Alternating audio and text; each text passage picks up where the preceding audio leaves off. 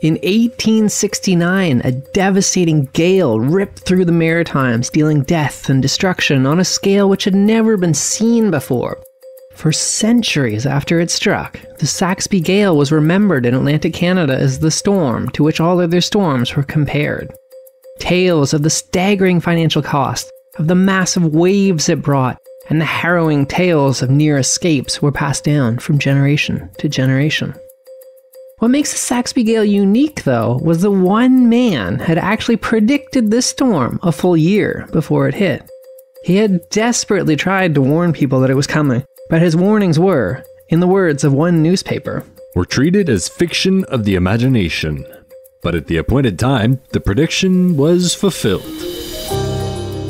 You're listening to Backyard History, the hidden stories that happened in your own backyard. The podcast version of the weekly history column running in newspapers across the Maritimes, with your host and author, Andrew McLean.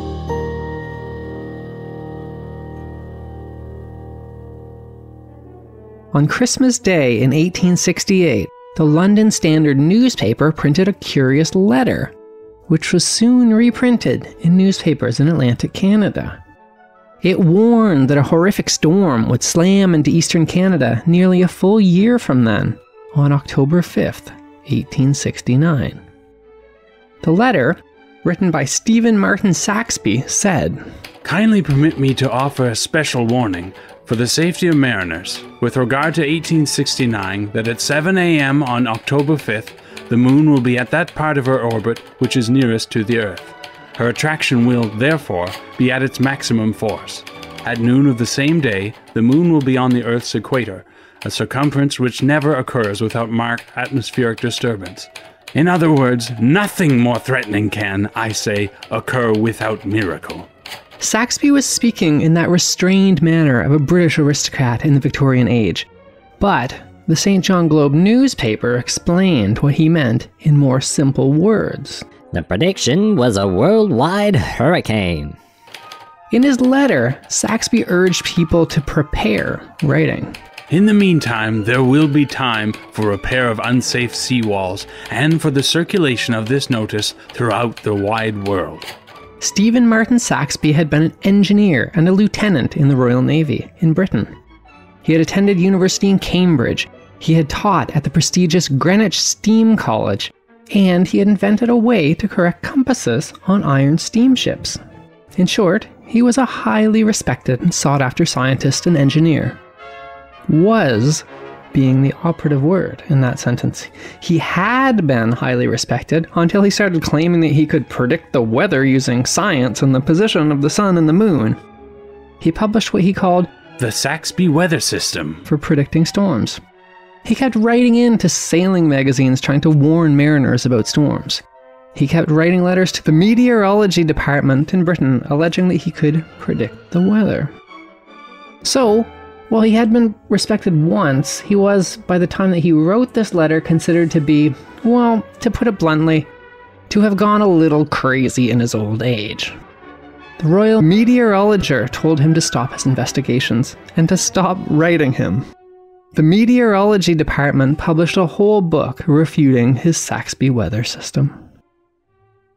His letter predicting a storm a year from then was widely published across the Maritimes, New England, and Newfoundland.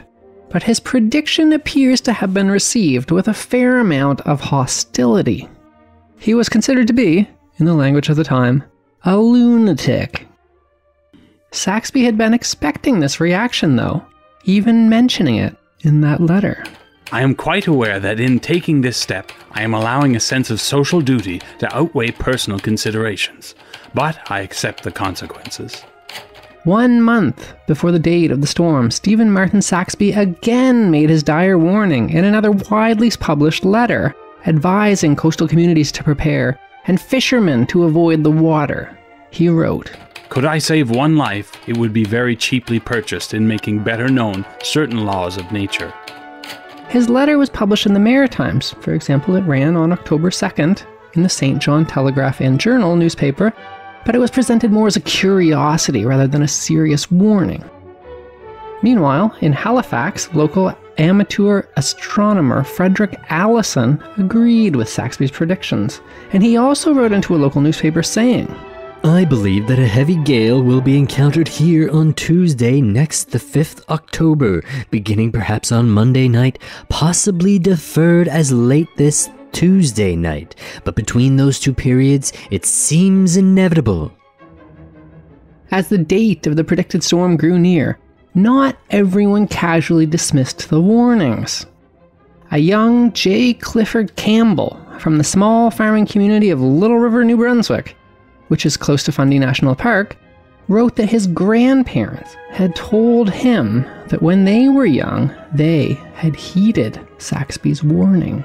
In October 1869, grandmother and grandfather had been married just 25 months and had a baby daughter. Grandmother was expecting another baby in spring. Grandmother told about how they were concerned when they heard about a terrible storm that was being prophesied by a man named Saxby. On the night of the predicted storm, grandmother and grandfather, uncertain whether the old log house would withstand the blast of the ferocious storm if it were to come, decided that their safest place to spend the night would be in a sturdy new log barn. To be on the safe side, grandmother and grandfather, the baby and grandmother's sister Maria and Lizzie slept in the barn that night. During the night, the prophecy came true.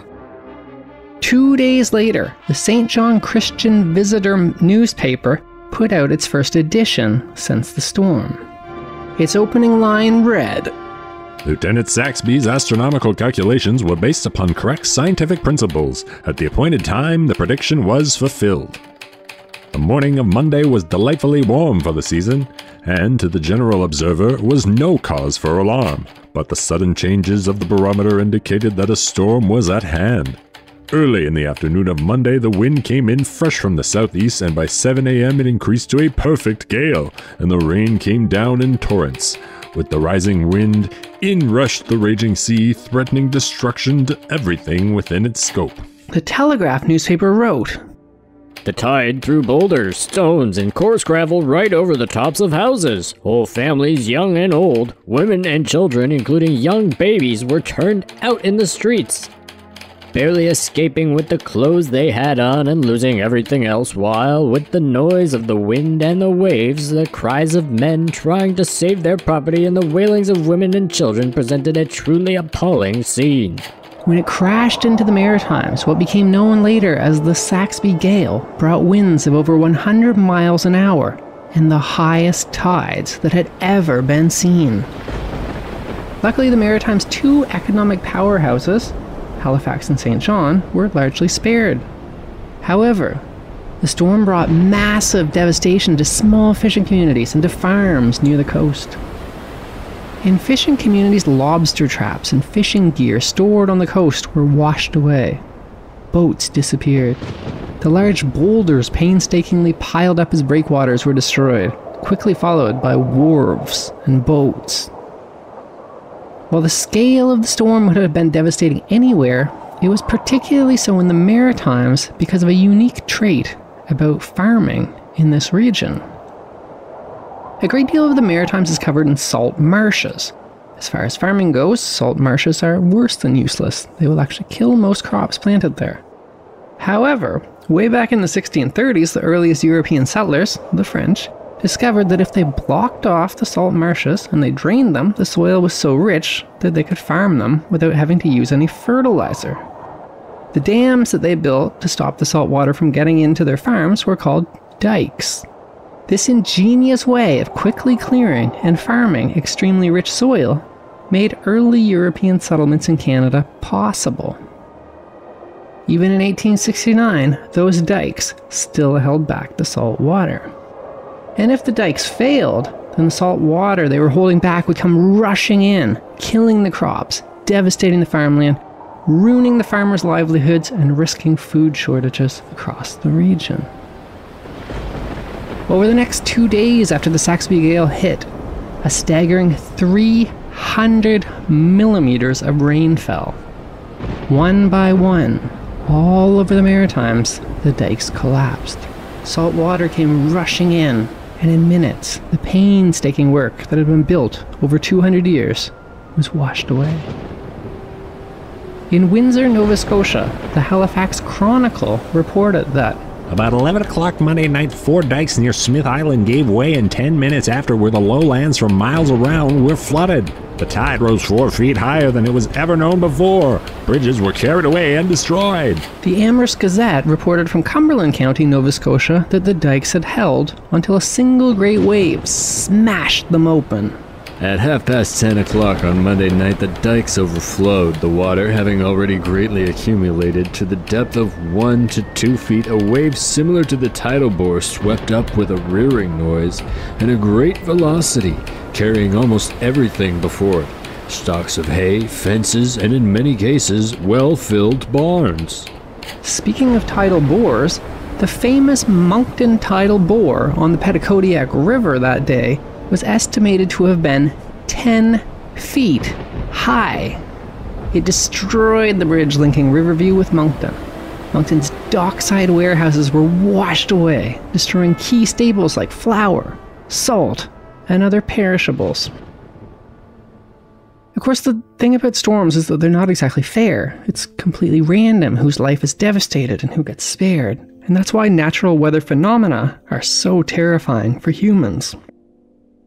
Despite being right in the geographic center of the storm, Fredericton was entirely spared serious damage by the Saxby Gale. Although, according to this curious report from the Daily Mail newspaper, perhaps one rooster might beg to differ. There were no fatal accidents in Fredericton, but old-time truck driver Paddy McGarrigle, who was loading barrels from the wharf, was blown into the river. He was rescued. Most of the barrels, which contained apples, were blown into the river and floated downstream. They were not rescued. One hen house was blown into the river and floated gaily down on the turbulent waters, while a rooster crowed from a pinnacle on the roof. Meanwhile, in Nova Scotia, according to the Amherst Gazette, an old man named Stewart belonging to Minity Point was in the habit of spending his nights in a barn there. On the terrific night, finding the barn afloat and breaking up, he succeeded in clinging to a passing haystack. After being for some time at the mercy of the wind and the tide, hope almost failed as he was fast borne seaward. When his life buoy grounded on the top of a dike, seemingly on the brink of destruction, he was rescued by means of a boat on the following day. 70 years later, Willard Rye, then a young man from Tantramar, reminisced. One particular incident happened in which a mare and her nursing colt floated on a haystack bottom across the Bay of Fundy to Rockport, alive and well. An Albert County, New Brunswick legend tells of a young married couple building a farmhouse and arguing over which way their window would face. The bride wanted it facing north because she liked the view, but the groom wanted it facing south because it would keep the house warmer in the winter. The groom built the window to the south despite his bride's wishes, and the bride angrily stormed off to stay with her mother. Then the Saxby Gale hit.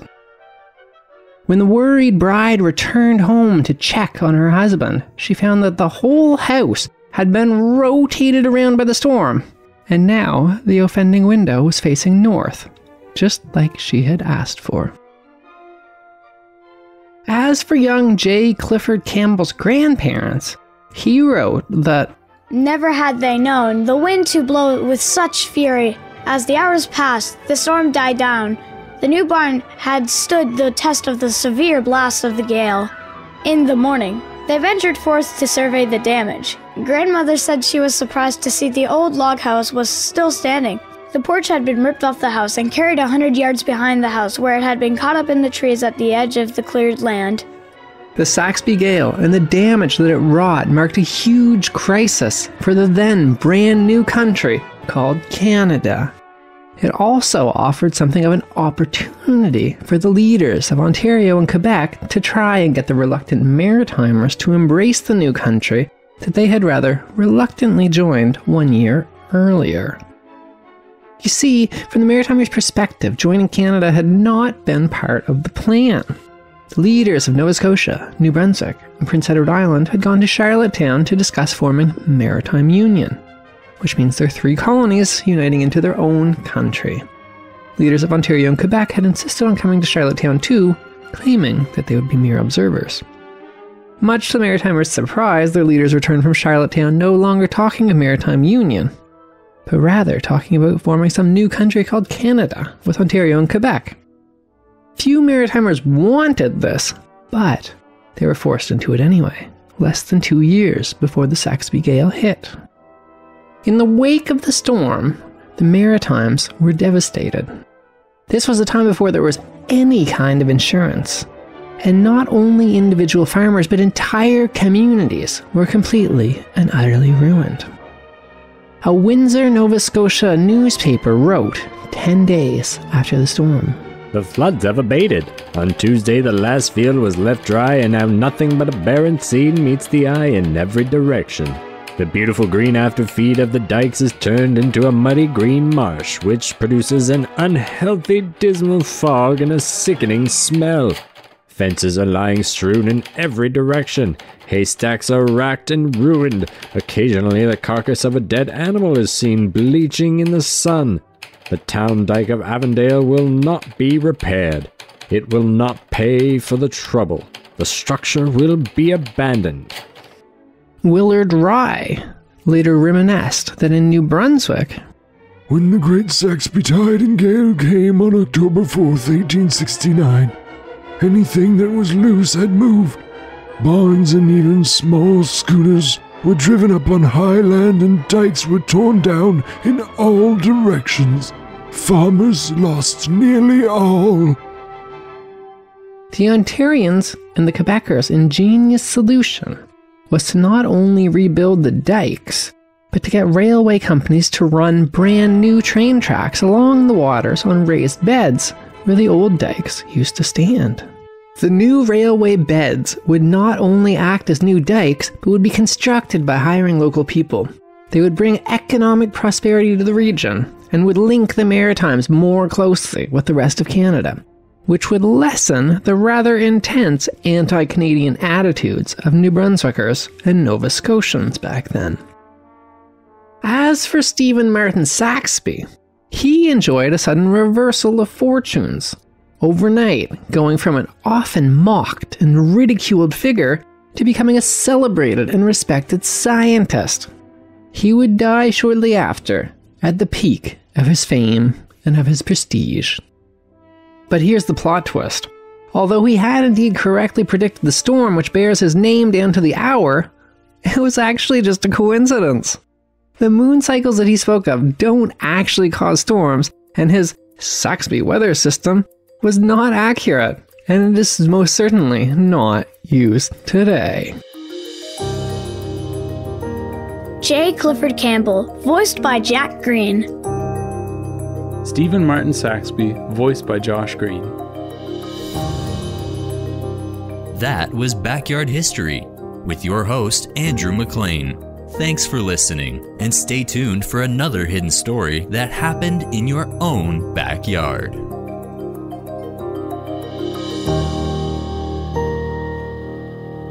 Produced by Jordan Lozier.